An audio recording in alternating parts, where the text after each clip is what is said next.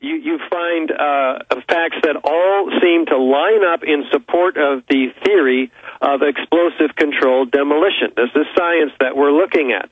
And so the architects are, as I mentioned, are first dumbfounded by the free fall acceleration of Building 7. And this is acknowledged by the government, actually. That's right. At first, NIST denied it, but you guys confronted them, and they have to admit the building did free fall. It wasn't fuel oil. It wasn't Keebler elves. It wasn't structural failure because of bad building. They don't know. And then they made up a magic thermal expansion.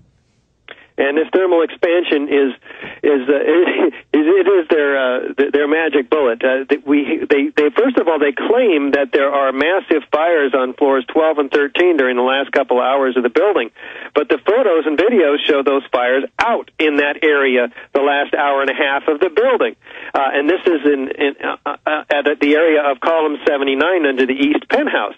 So this new phenomenon is what they call it thermal expansion, because of these massive fires that weren't even there, but they expanded these long span 50-foot beams, pushing the girder off of its seat off of column 79, causing a floor failure, and then 5 to 9 floor failures, leaving column 79 unbuckled.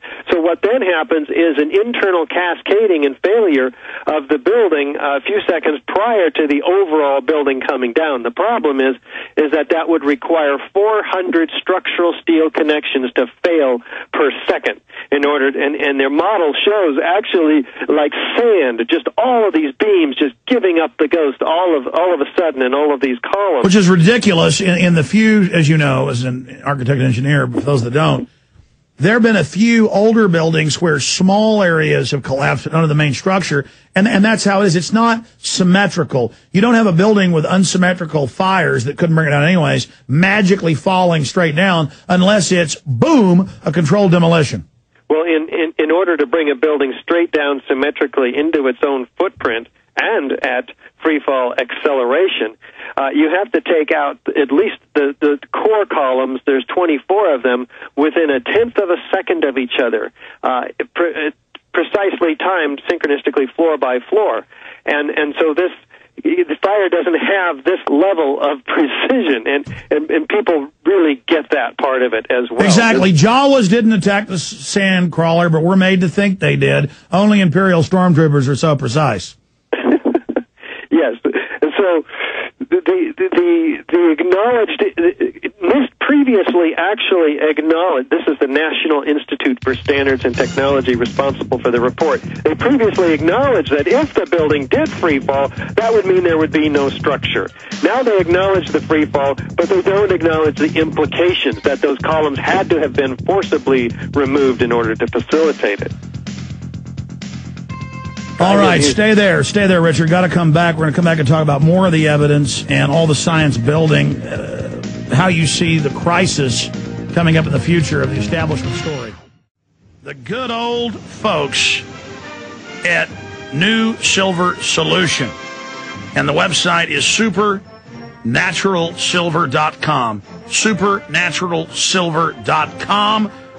This is something that kills bacteria, viruses, you name it, well documented. They've got it down to a super small, nano-sized particle. Supernaturalsilver.com. Check them out at Infowars.com. Supernaturalsilver.com. Okay, let's go back to Richard Gage. Richard, we're almost out of time because I want to play the clip of you on Fresno TV, at least part of it, and I want to I've got to cover some other news before Gerald Celente joins us next hour on the economy.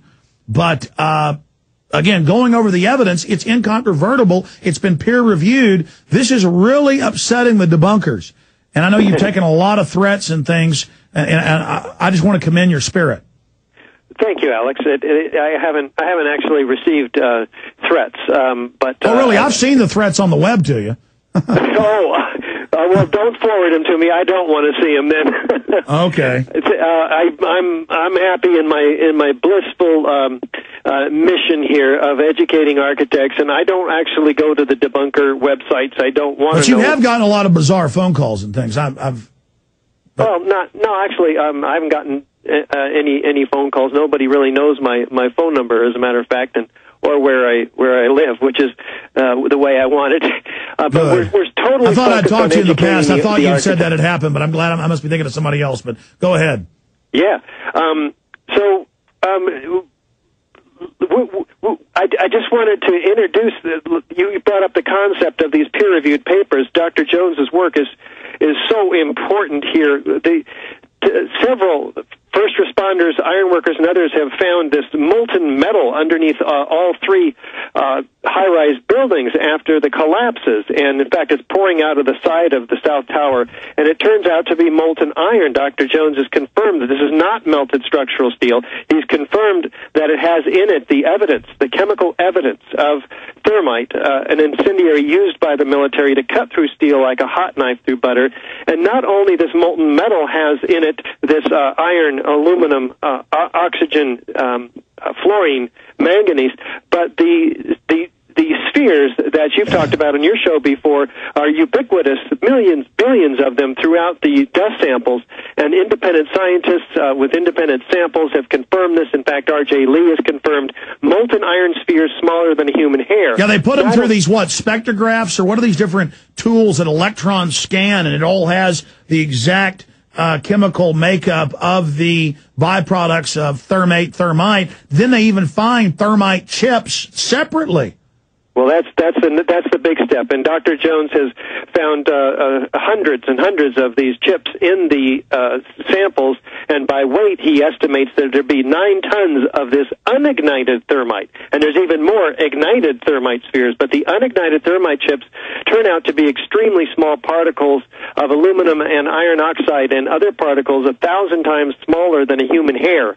And then people ask, how could this happen? These were all spook-run buildings. Building 7 was the FBI, CIA, Defense Intelligence, and other agencies' command center. It had the FEMA emergency bunker, the city and county and state emergency bunker, and they had special unconventional insulation put on the pillars a few years before, and then the NIST experts that try to debunk you, they just so happen to be the world-leading experts of just a few dozen, just so happen to be the NASA experts in explosive thermite for cutting through things and for NASA rocket decouplers. Oh, very interesting to have the experts in explosive thermite involved in debunking you. Yes, and you can read about that, your listeners, on journal of911studies.com. That's a fascinating topic as well. Kevin Ryan exposes this, and the 25-page peer-reviewed paper by Dr. Jones, Niels Harrit, and other scientists document nanothermite. This is extremely high-tech stuff. It is made only in Defense Department contracting laboratories, not in a cave in Afghanistan. It just so happens to match up with what the Defense Department's obsessed with. But, Al-Qaeda got up in the buildings and they got this Defense Department thermite and put it in there. Kind of like Defense Department, super weaponized grade, U.S. patented, miniaturized, coated in bentonite, gets mailed out. They claim Muslims do it, but it turns out the White House is on Cipro, the anthrax-fighting antibiotic, on September 10th, 3.5 weeks before anthrax pops up, and all of Bush's enemies get sent the anthrax, and Congress gets personally shut down, partially shut down, so they can then be under fear to pass the Patriot Act. Again, there's no evidence the government's involved, is there, Mr. Gage? Well, we're not going to point the finger, but you can. It turns out that Al-Qaeda was clearly unlikely to have access to this stuff as well. They couldn't get access, most likely, to the three. Al-Qaeda didn't have the NASA explosives. Oh, okay, I thought they got it at Cape Canaveral. I mean, they were Al-Qaeda's got a base at Cape Canaveral. Nor did they have access to these three of the highly most secure buildings in the United States outside the Pentagon. You mean Al-Qaeda didn't have keys to the CIA command bunker in Building 7? Well, they may have been given them, perhaps. I don't know. That's a wild conspiracy theory. I think it's normal that they snuck in with NASA-grade explosives all over the buildings by themselves and didn't get caught. And, of course, I think it's no big deal that a spook command base, Building 7, blows up like this and falls at free fall. Richard, yeah. I think you're an extremist for even questioning this. Why don't you just believe the story?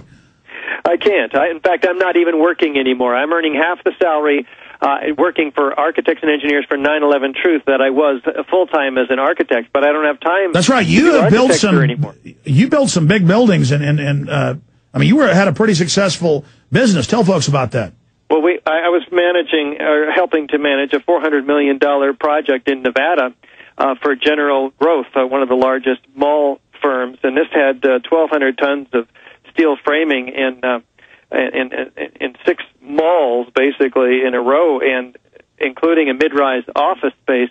The steel is up. The developer's bankrupt, and 18 of us were laid off on this project, which turned out to be a blessing because I just didn't have time for it. I was working fewer and fewer hours trying to keep up with my speaking schedule and the research and the marketing effort that we're trying to educate all of the architects and engineers.